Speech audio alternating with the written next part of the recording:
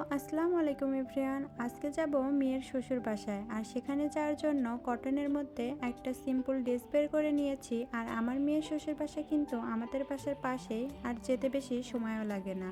আর আমি আর আমার আম্মু কিন্তু ম্যাচিং ম্যাচিং ড্রেস পরে এসেছি। আর এখানে দেখতে দেখতে মেয়ের শ্বশুর বাসায় চলে এসেছি। আর আসার পরে বিভিন্ন ধরনের নাস্তাও খেতে দিয়েছিল।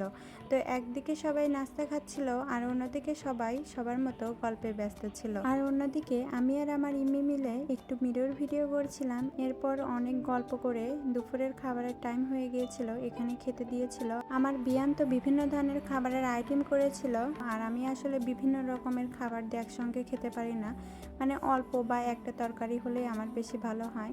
আর ঈদের পর থেকে শুধু দাওয়াতে খেয়ে যাচ্ছিলাম। এরপর বাবু ঘুমাচ্ছিল, আর বাবুর সঙ্গে একটু দুষ্টামি করছিলাম। বাবুর চোখের উপর ন্যাকড়া দেওয়া ছিল যেন বাবুর ঘুমে ডিস্টার্ব না হয়, কিন্তু আমি সেই ন্যাকড়া তুলে দিয়ে বাবুর ঘুমে ডিস্টার্ব করি। যদিও এটা ঠিক না, কিন্তু আমার ছোট বাচ্চাদের সাথে এরকম করতে অনেক বেশি ভালো লাগে। আর আমি মানুষটা বড় হয়ে গেলেও এখন আমার বাচ্চামি স্বভাব যায়নি, জানি না এই বাচ্চামি স্বভাবগুলো কবে যাবে। এরপর আমার বিয়ান আমাদেরকে গিফট দিয়েছিল, সেই গিফট নিয়ে বাসায় চলে আসি। তো এভরিওয়ান, আজকের ভিডিও এ পর্যন্তই। আল্লাহ হাফেজ।